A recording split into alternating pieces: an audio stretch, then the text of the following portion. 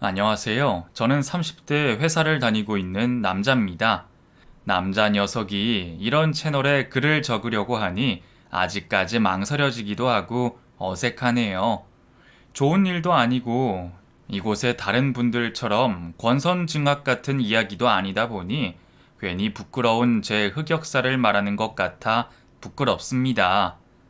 그럼에도 이 사연을 보내려고 하는 건 앞서 있었던 제 안 좋은 기억을 털어내고 싶어서입니다.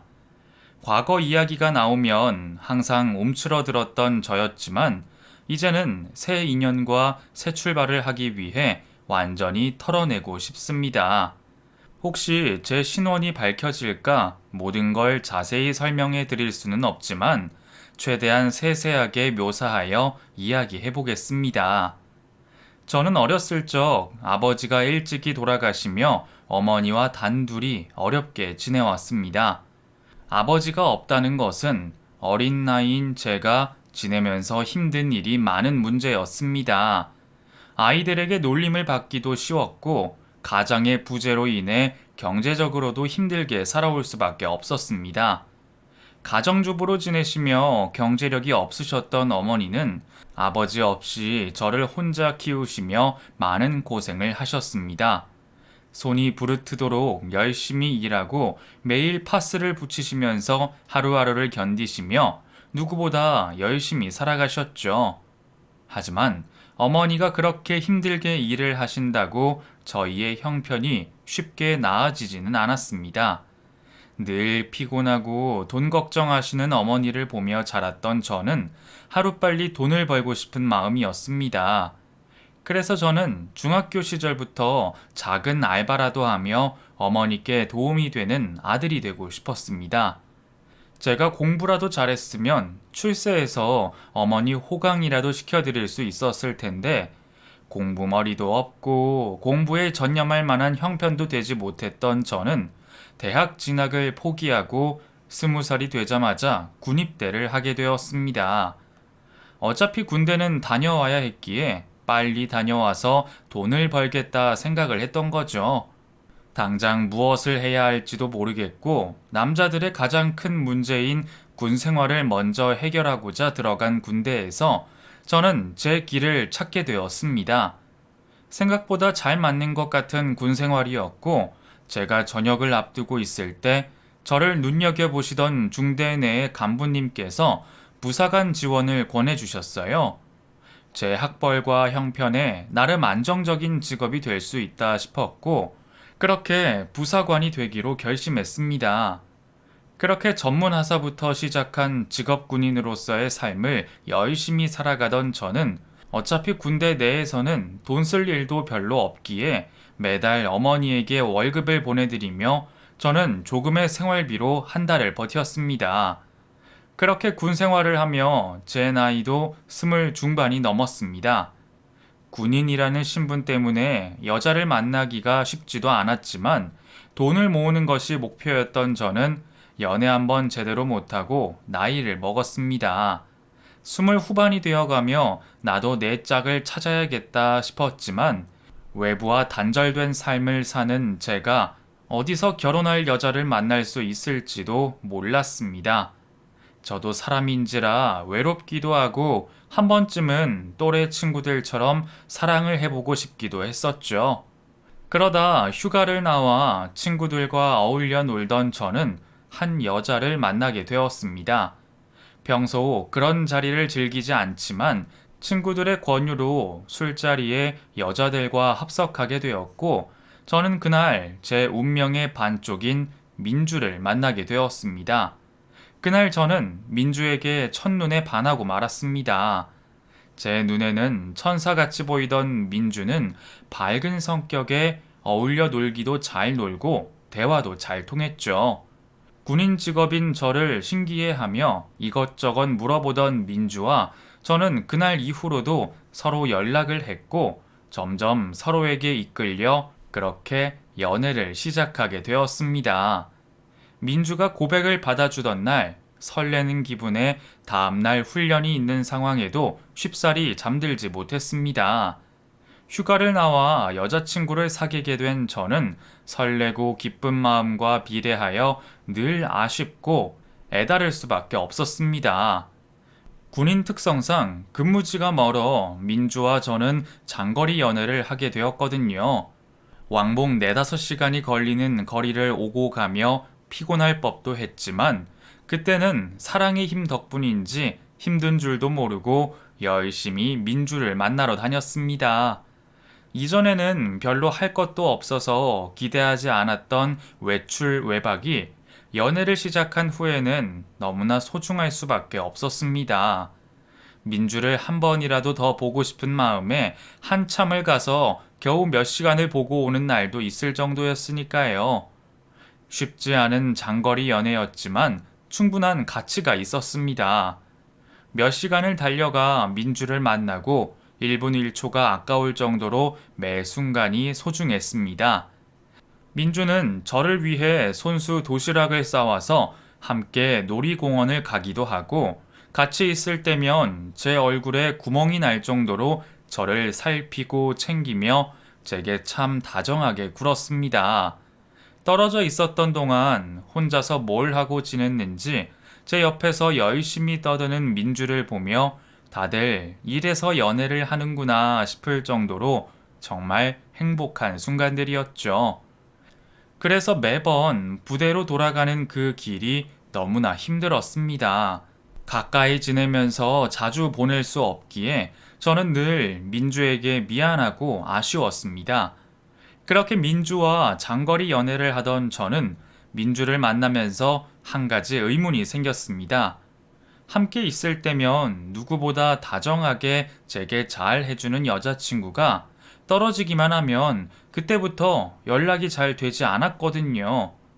원래 장거리 연애라 하면 매일 몇 통씩 전화를 하고 쉴 새 없이 문자를 나누고 손에서 전화기가 떨어지지 않을 정도로 지내야 할 텐데 민주는 어쩐 일인지 하루 왼종일 연락이 되지 않을 때도 있었고 문자 전화도 늘 띄엄띄엄이었습니다. 민주도 민주의 생활이 있을 테니 바빠서 그런다는 걸 이해하면서도 제가 알고 있던 장거리 연애와는 좀 다른 모습에 의아하기도 했습니다. 장거리 연애를 하는 탓에 늘 민주와 멀어질까 불안했던 저는 결국 민주에게 그 사연을 물어보게 되었습니다. 민주야, 근데 우리 같이 있을 때는 정말 좋고 그런데 왜 헤어지면 연락이 없어? 혹시 나랑 문자하고 그러는 게 귀찮아? 오빠랑 문자하는 게 귀찮을 리가 있어? 근데 왜 답이 없어? 찌질해 보일지 모른다 생각했지만 걱정되는 마음에 직접 물어볼 수밖에 없었습니다. 대체 무슨 말을 해줄지 긴장하던 저는 민주의 설명을 듣고 민주를 이해할 수밖에 없었습니다. 내가 너무 연락이 없어서 오빠가 걱정했구나. 미안해.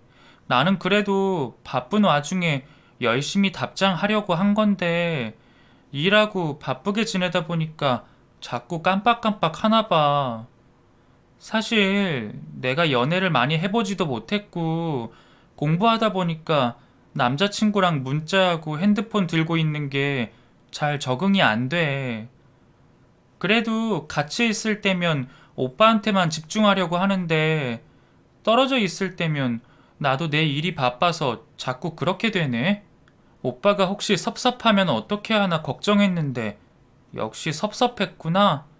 미안해. 내가 너무 소홀했어. 아, 아니야. 너가 사정이 있으면 어쩔 수 없지. 나는 혹시 너가 내 문자나 전화를 귀찮아하는 건가 싶어서. 아, 나도 연애를 많이 안 해봐서 몰라서 물어본 거야. 근데 뭐 때문에 그렇게 바쁜 거야? 취업 준비하면서 왜 그렇게 바쁜가 궁금한 거지? 오빠, 원래 백수들이 더 바쁜 거야. 공부도 해야 하고, 운동도 해야 하고, 면접 준비도 하고, 하루 종일 바쁘지 뭐. 차라리 내가 취직해서 일이라도 하면 퇴근 후에는 자유로울 텐데. 나도 취업이 안 되니까 마음이 불편해서 그런지 잘 때까지 마음이 편하지가 않아. 자소서 한 줄이라도 더 쓰려고 그러다 보니까 자꾸 핸드폰 확인을 못하는 것 같아. 그래도 앞으로는 오빠 섭섭하지 않게 노력할게. 아니야. 뭐 나 때문에 너 방해되면 안 되지. 내가 생각이 짧았어. 하긴 민주 너한테는 지금이 가장 중요하고 힘든 시기일 텐데 내가 너무 내 생각만 했다. 앞으로는 연락 없어도 이해할 테니까 너무 신경 쓰지 마. 그래도 무슨 일 생기면 나한테 바로 말해줘. 알겠지? 당연하지. 나야말로 빨리 취업해서 오빠랑 마음 편히 놀고 싶어. 맨날 오빠만 데이트 비용 내게 하는 것도 마음 불편하고. 아직 취업 준비를 하고 있던 여자친구가 왜 바쁠지 사정 생각도 하지 못하고 철없이 투덜댄 제가 창피하기만 했습니다. 몇 살이라도 더 많은 제가 민주를 먼저 배려해야 했는데 오히려 저보다 어른스러운 민주가 저를 달래주었네요. 그래도 이유를 알아 다행이라 생각하며 저는 마음 놓고 민주와 연애를 할 수 있었습니다. 민주가 취업에 성공하기를 바라며 저도 평일에는 민주가 취업 준비에만 집중할 수 있도록 최대한 연락을 안 하려고 많이 노력했죠. 당연히 너무 아쉬웠지만 사랑하는 사람이 잘 되기를 바랬기에 참을 수밖에 없었습니다. 그런데 이번에도 제가 실수를 했나 봅니다. 어느 날 민주의 갑작스러운 고백에 저는 당황스러움을 숨길 수가 없었습니다. 오빠, 나 어떡해? 나 임신이래. 분명 조심한다고 조심했는데 어떻게 이런 일이 생겼는지 알 수 없었지만 이미 벌어진 일 앞에서 제가 부정을 할 수가 없었어요. 남자 된 입장에서 곧바로 민주와 우리의 아이를 책임지겠다고 말했습니다.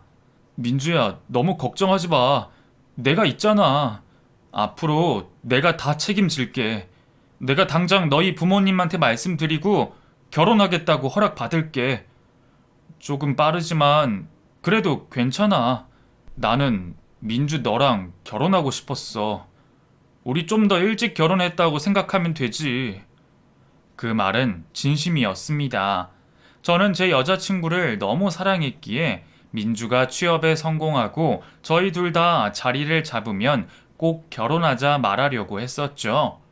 그런데 예상보다 그 시기가 너무 빠르고 혼전 임신으로 결혼을 하는 것이 민주 부모님께 환영받을 일은 아니라고 생각했지만 그래도 저는 제 책임을 다하기로 했습니다.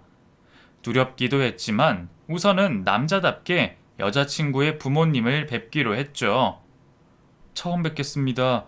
저 민주 남자친구 이문성이라고 합니다. 자네 왜 이렇게 목소리가 작은가? 아니 듣자하니 부사관으로 근무 중이라고 들었는데 자네 부대는 기어 들어가는 목소리도 문제가 없나? 자네 내가 무슨 출신인지 모르는 거야? 그게 우리 착한 딸이 자네 기죽을까봐 말을 못했나 보네. 나 무적 해병대 장교 출신이네. 그럼 다시 자네 소개부터 말해보게.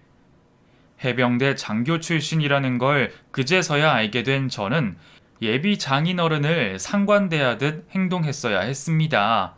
목소리부터 자세, 눈빛까지 모든 걸 아버님의 방식대로 생각하고 통제하셨죠. 그리고 자네는 병사들의 모범이 되어야 할 부사관이 품위 유지에는 신경을 안 쓰나? 아이 정식으로 교제를 허락받은 것도 아니면서 남의 집 귀한 딸을 혼전 임신시켜? 그게 똑바로 정신이 박힌 사람이 할 짓이야? 죄송합니다. 하지만 제가 민주를 책임지고 행복할 수 있게 노력하겠습니다. 저를 믿어주십시오. 아니, 자네는 하나부터 열까지 모두 마음에 들지 않아. 애초에 편하게 군생활 하겠다고 육군을 간 것부터 시작해서 귀한 딸 임신까지 시키고 사고치고는 부모 앞에서 딸 내놓으라는 모습까지 하나도 마음에 들지 않는다고. 그 정신 상태로 우리 딸 정말 행복하게 해줄 수 있겠어? 네, 아버님 걱정하지 않게 제가 최선을 다하겠습니다. 글쎄, 악으로 깡으로 모든 해내는 해병이라면 모르겠지만 어중이 떠중이 지내는 자네는 내가 믿음이 영 가지 않는데, 거기다 자네는 나라를 사랑해서 이 나라를 지키고자 군입대를 지원한 것도 아니지 않나? 단순히 월급 몇 푼 벌겠다고 회사원처럼 다니는 거지? 아닙니다. 아니긴 뭘. 도저히 안 되겠네. 우리 딸 내가 직접 밑에 두고 키우더라도 자네처럼 병사보다 못한 허약한 사람한테는 도저히 백년가약을 맺게 할 수 없네. 아니면 지금이라도 해병대로 지원하던가. 사고를 쳤으니 화를 내실 거라 예상하긴 했지만 제 생각보다 더 거센 반대에 저는 제대로 말을 꺼내지도 못했습니다. 따님과 결혼을 허락해달라 당당히 말하려던 저는 제가 준비해간 말을 아버님의 기세에 눌려 하지도 못했습니다. 게다가 해병대 출신이셨던 장인어른은 저를 더욱 마음에 들어하지 않으셨어요. 잊을만 하면 말끝마다 해병 정신을 이야기하시며 저를 나사가 반쯤은 빠진 군인처럼 말하셨죠. 아무리 제가 남의 귀한 딸 임신시킨 나쁜 놈이지만 인신공격까지 하시는 장인어른을 보며 기분이 썩 좋지는 않았습니다. 그래도 제가 을의 입장이 될 수밖에 없었기에 저는 그 후로 몇 번이나 그 집을 찾아가 장인어른을 설득해야 했습니다. 그래도 뱃속에 아이까지 있는 상황에 끝까지 반대하실 생각은 없으셨는지 결국 저희의 결혼을 허락해 주셨죠.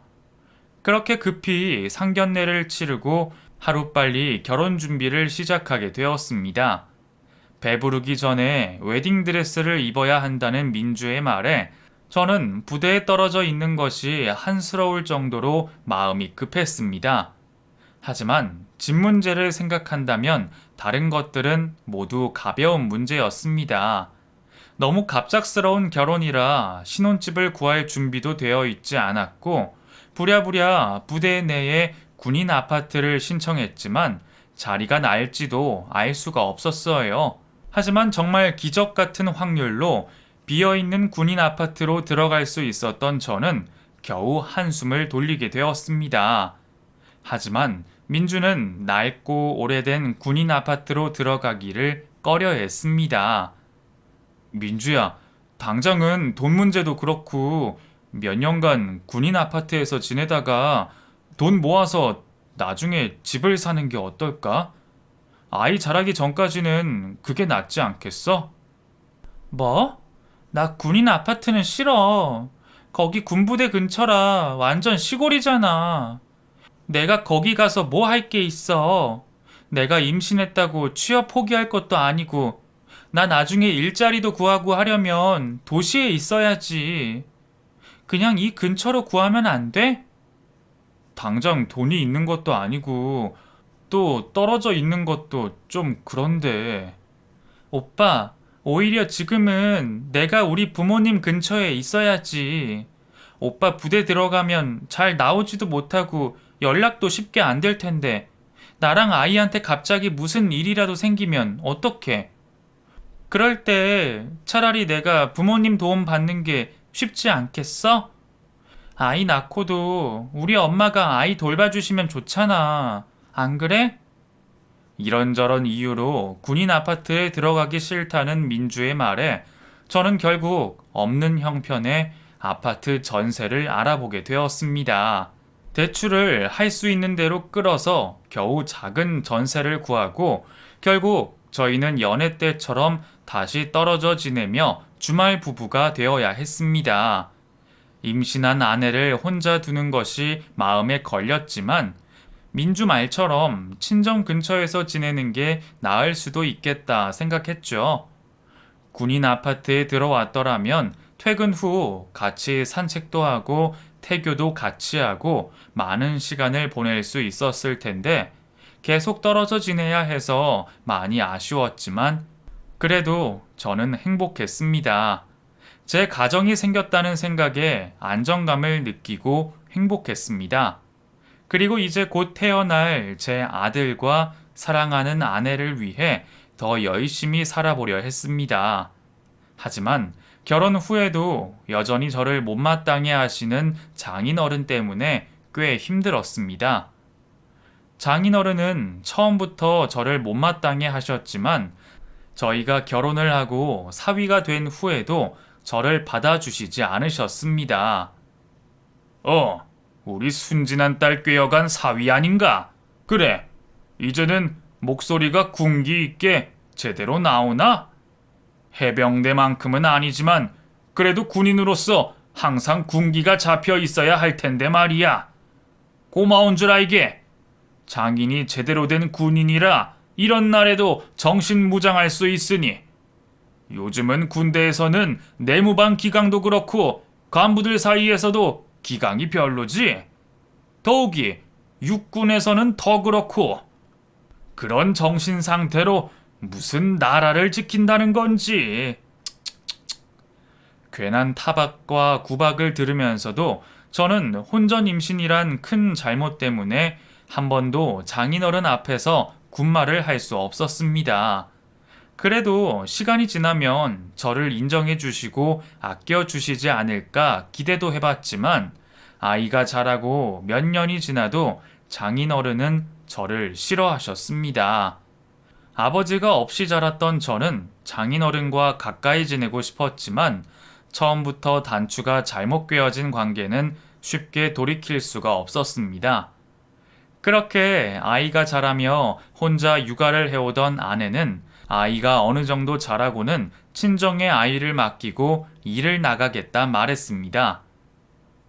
하영이도 이제 3살이고 엄마 안 찾을 만큼 좀 컸으니까 친정에 맡기고 일을 나가볼까 해.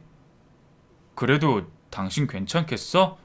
아이가 우는 거 마음 아프다고 잠깐 떨어지는 것도 힘들다더니. 어쩔 수 없지. 그렇다고 내가 언제까지 집에만 있을 수도 없고 군인 월급 뻔한데 애 키우려면 나도 좀 벌어야지. 일을 나가겠다는 아내의 말에 저는 또다시 초라해졌습니다. 아내가 돈을 벌겠다는 게 다 무능한 제 탓인 것만 같아서 마음이 불편했습니다. 주말 부부로 지내면서 아내가 아이를 두고 일을 나가는 게 여러모로 걱정스러웠지만 현실적인 이유 때문에 말릴 수가 없었고 결국 아내는 일을 나가기 시작했습니다. 다행히 아내는 금방 일을 구했고 첫 출근을 한다며 좋아하는 모습에 저도 아내를 응원했습니다. 하지만 일에 너무 열중한 탓인지 일을 시작한 아내는 전과 점점 달라졌습니다. 일 때문에 주말에도 늘 바쁘게 지내던 아내는 점점 집안일에 소홀해지기 시작했고 육아도 살림도 뒷전이 되었습니다. 주말에나 겨우 만나 회포를 풀던 우리 부부는 얼굴 한번 마주할 일이 없어졌고 주말 동안 일을 나간 아내를 대신해서 제가 그동안 밀린 청소와 빨래를 하며 혼자 아내 없이 아이를 돌봐야 했습니다. 일주일 동안 아무것도 손대지 않은 것 같은 집안 상태를 보며 한숨이 나오기도 했지만 일을 하면서 살림까지 하기가 쉽지 않다는 걸 알기에 저도 아내에게 뭐라 말을 하지 못했습니다. 그러면서도 돈 때문에 이렇게까지 하는 게 맞나 싶어서 고민이 되었죠. 여보, 일도 돈도 좋지만 아직 하명이도 어린데 집에 좀 신경을 써야 하지 않을까? 요즘 집안 상태를 보면 애 키우는 집 같지 않아. 장모님이 하루 종일 봐주시는 것도 아니고 내가 옆에 있어주지도 못하는데 아직은 당신이 집에 있는 게 낫지 않을까? 내가 좀 더 노력해 볼게. 응? 오빠, 내가 지금 나 하나 좋자고 이래? 나도 나가서 고생하면서 힘들게 돈 벌기 싫어. 근데 어떡해. 요즘 세상에 돈 없이 뭘 할 수나 있어? 우리 하명이 좋은 거 하나 사입히고 먹이고 싶어도 그게 다 돈이야. 내가 오빠 군인 월급 가지고 전전긍긍하면서 언제까지 마음 졸여야겠어? 나는 우리 하명이 위해서라도 한 푼이라도 더 벌고 싶은 마음이야. 그러니까 나 일하는 거 가지고 말하지 말아줘. 돈 때문에 어쩔 수 없다는 아내의 말에 저는 할 말이 없었습니다. 그러게 내가 돈을 잘 벌었으면 아내가 그렇게 고생하고 나가서 일할 필요가 없었을 텐데 결국 이게 다 넉넉하게 벌어주지 못하는 제 탓이라는 생각이 들었습니다. 그렇게 돈을 벌기 위해 일을 집착하는 아내를 지켜볼 수밖에 없었습니다. 아내와 멀리 떨어져 아무것도 해줄 수 없던 저는 임관 후 처음으로 군인이라는 이 직업을 이어가야 하는 건지 고민을 하게 되었습니다. 제가 전역을 하고 싶다고 바로 할 수 있는 것도 아니었고 사회로 복귀하여 곧바로 일자리를 구한다는 보장도 없었기에 어떤 행동도 하지 못하고 머릿속으로 고민만 하게 되었죠. 무엇보다 아내의 의중이 가장 중요했어요. 돈도 돈이었지만 혼자서 짐을 짊어지려는 아내의 옆에서 힘이 되고 싶었으니까요. 직접적으로 제 고민을 아내에게 이야기하면 부담스러워 할까 싶어 먼 미래를 이야기하듯 물어보았습니다. 아주 만약에 내가 전역한다고 가정하면 당신은 어떨 것 같아? 당연히 일은 하면서 당신 옆에서 도와주고 같이 있어주면. 뭐? 혹여나 그런 생각 하지 마. 당신은 어떻게든 진급 빨리 될 생각을 해야지. 무슨 전역이야. 월급 떼일 걱정도 없는 일이고 끝까지 버티고 전역하면 연금도 많이 나오잖아. 아니, 뭐 그냥 하명이도 잘하면서 아빠가 필요할 거고 당신도 내가 옆에 있어주는 게 좋지 않아?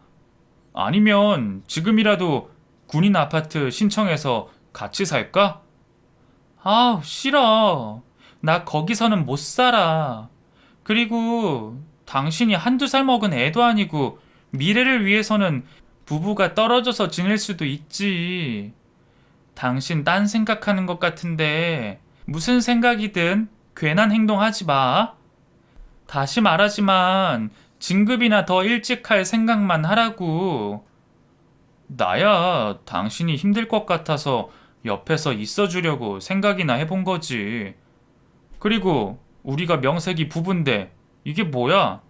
아무리 주말 부부라고 해도 연애 때보다 못한 사이 같잖아.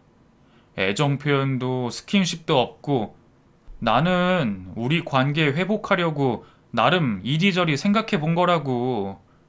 우리를 위해서 또 하명이를 위해서.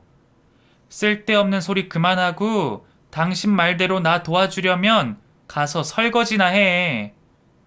저조차고 말을 꺼낸 것도 아닌데 아내는 그런 제 마음도 몰라주고 타박만 했습니다. 결혼을 하고 떨어져 생활한 잠시의 시간이 우리 사이를 이렇게 멀어지게 한 건지 어디서부터 다시 정비하고 맞춰가야 하는 건지 저 혼자서는 해답을 찾지 못했습니다.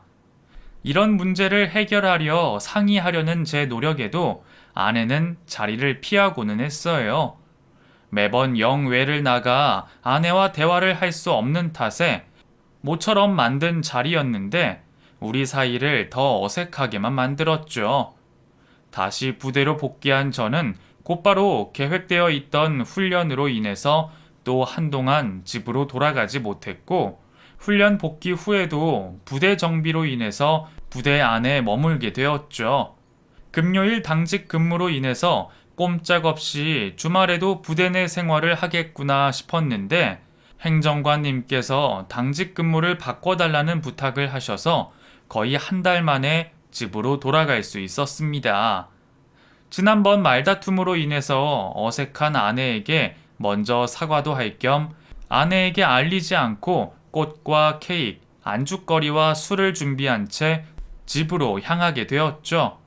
지난번 일을 사과하고 떨어진 시간 동안 서로 말하지 못한 속내를 이야기하고 싶었거든요. 그렇게 기대를 품고 도착하여 현관문을 열었는데 이렇게 이른 시간에 일찍 잠이라도 든 건지 집안 모든 불이 꺼져 있었어요. 금요일이라 아는 사람들과 약속이라도 있는 건가 싶어 아내에게 전화를 하려는 순간 어두컴컴한 안방에서 누군가의 기척이 들렸습니다. 여보, 당신이야? 아내인가 싶어 불러봤지만 아무런 대답이 없었고 누군가 싶어서 저는 곧장 안방으로 가 불을 켰어요. 그리고 놀라운 모습을 보게 되었죠. 침대 협탁 옆 안방 구석에 얼굴을 가리고 있는 아내의 모습이었어요. 몸을 바들바들 떨며 제 부름에도 답이 없는 아내에게 무슨 일인가 싶어 다가가게 되었죠. 여보, 무슨 일이야? 여보, 다가오지 마. 지금 내 상황이 좀 그래서 당신한테 보여줄 수 없으니까 불 좀 꺼. 무슨 말이야? 당신 상황이 어떻길래? 얼굴 좀 들고 이야기해봐. 그리고 몸은 왜 이렇게 떨어? 어디 아파? 불 좀 끄라고! 불 끄고 이야기해. 저는 화를 내는 아내가 분명 무슨 일이 있다고 생각했고 아내의 말을 무시하고 고개를 들게 했어요. 놔! 이거 놔! 불 좀 끄라고! 아니 무슨 일인데 그래? 우선 얼굴 보고 이야기하자. 가만히 좀 있어봐. 아내의 손을 잡으면서도 이상한 점들을 보게 되었어요. 몸 구석구석 빨갛게 달아오르고 멍이 든 부분도 있었거든요. 그렇게 실랑이 끝에 보게 된 아내의 얼굴은 누구한테 일방적으로 맞고 온 건지 엉망이 되어 있었습니다. 머리도 산발해 온 몸과 얼굴에 손찌검 자국이 있는 모습을 한 아내를 보자 누군가에게 폭행을 당한 것이라고 확신이 들었고 머리 끝까지 화가 났죠. 누구야? 당신이 어디서 맞고 온 거야? 도대체 무슨 일이 있었던 거야? 아니야. 그냥 계단에서 굴러 떨어져서 이렇게 된 거야. 내가 맞긴 누구한테 맞아. 무슨 소리야? 계단에서 굴러 떨어지면 어디 멍들고 부러져야지. 이거는 누가 봐도 맞은 거잖아. 어서 말해. 누가 이런 거냐고?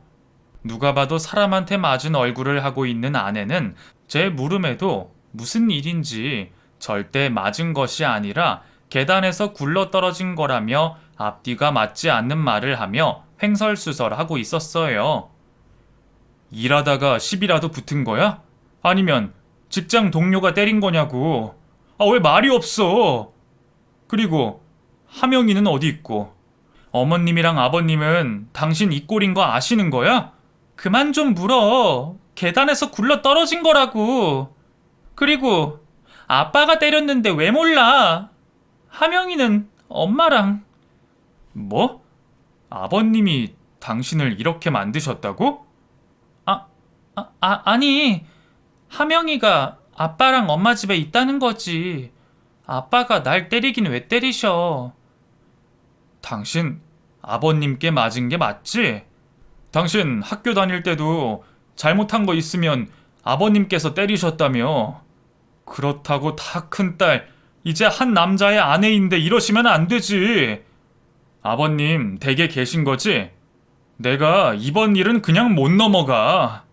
아내의 입에서 실수로 아버님이 때렸다는 말이 나왔고 아내는 뒤늦게 아니라고 부정을 했지만 이유는 몰라도 아버님이 아내를 때린 것이 맞는 것처럼 보였습니다.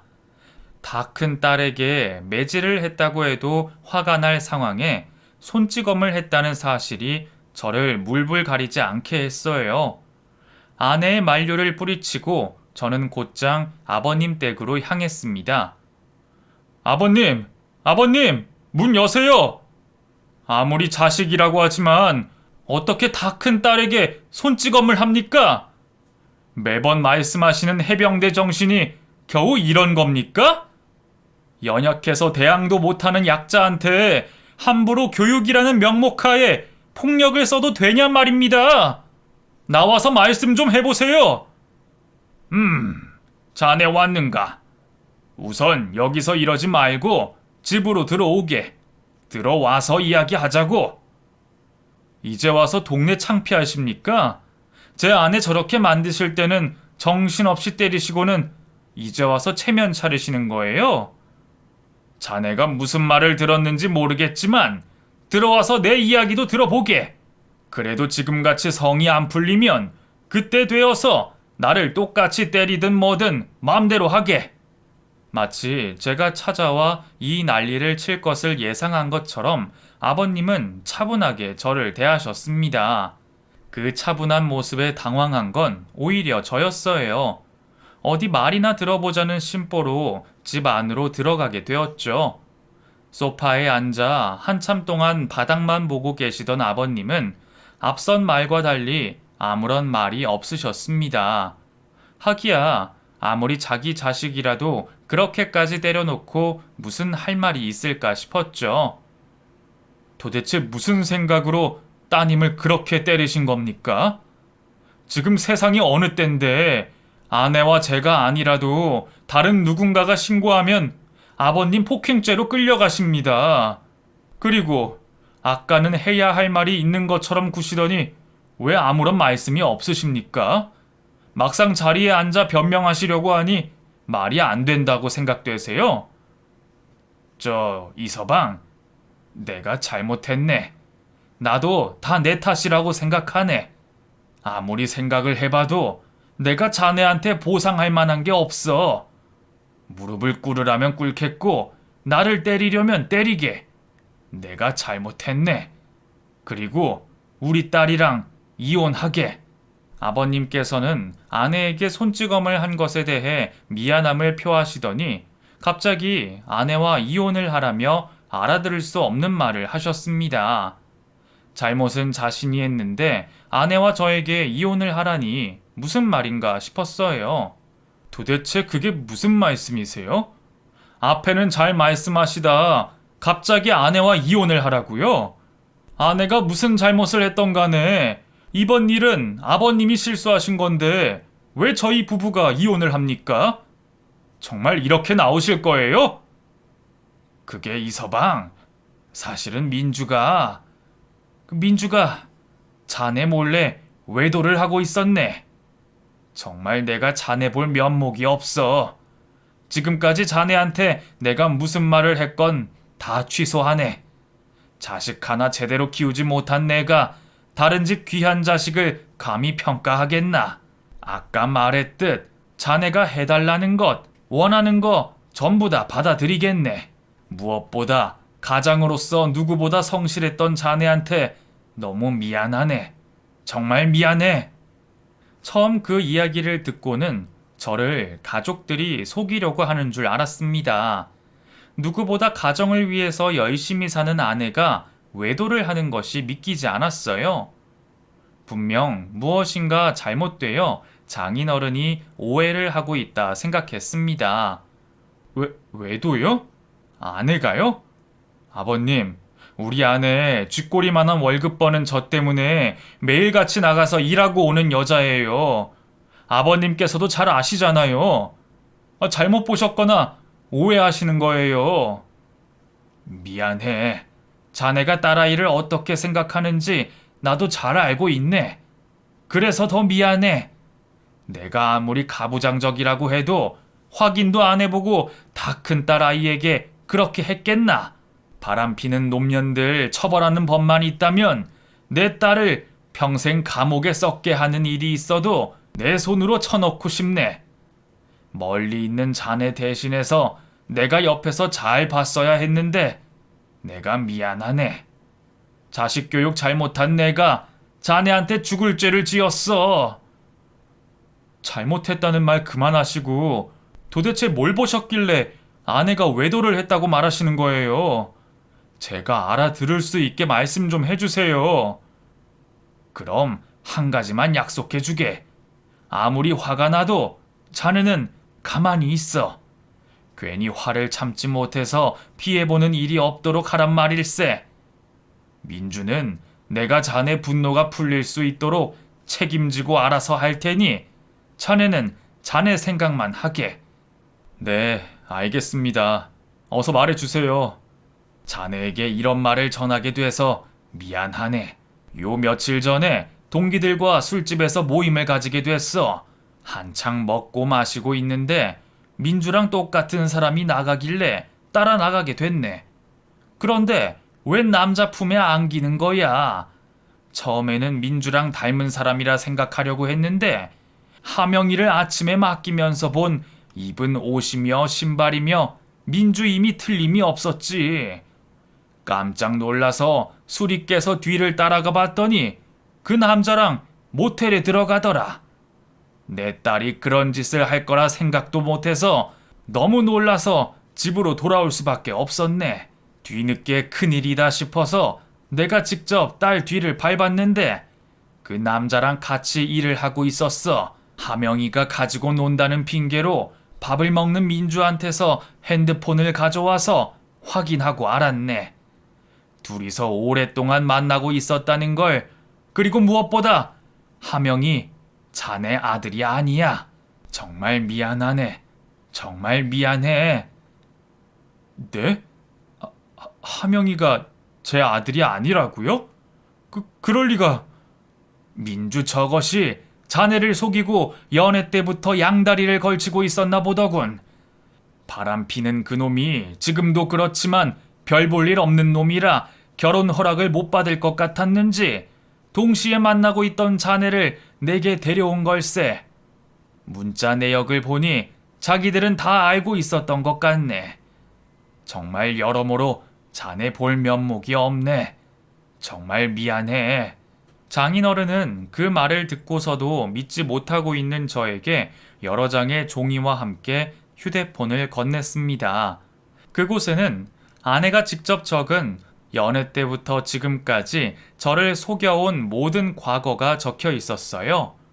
차마 그 글들을 읽을 용기가 없던 저에게 아버님께서 정신을 차리라며 다시 한번 말씀을 해주셨죠. 너무 갑작스럽고 충격적이라 정신이 없을 거야. 그런데 정신 똑바로 차려야 해. 지금 내가 준 종이와 휴대폰 무슨 일이 있어도 잃어버리거나 찢거나 부수면 안 돼.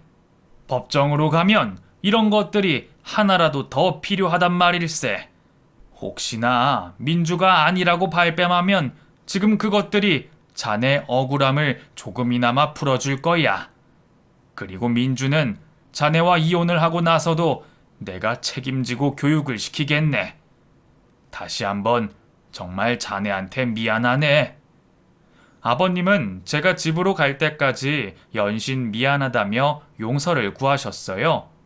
그런 아버님을 뒤로 하고 저는 밖으로 나서게 되었습니다. 지금까지 제가 살아온 모든 인생이 망가지는 것만 같았어요. 지금까지 저를 속이고 외도를 하고 있던 아내와 제 자식으로 생각했던 아들까지 모두 거짓이라니 지옥 한가운데 떨어진 것만 같았습니다. 잘못 살아왔다면 내 탓으로 돌리기라도 할 텐데 뭐라도 해보겠다고 없는 형편에서도 열심히 살아온 저였습니다. 그런데 그 노력의 결과가 겨우 이런 믿지 못할 현실이라니 모든 걸 포기하고 싶었어요. 마지막으로 아내에게 이유나 묻고자 집으로 돌아갔죠.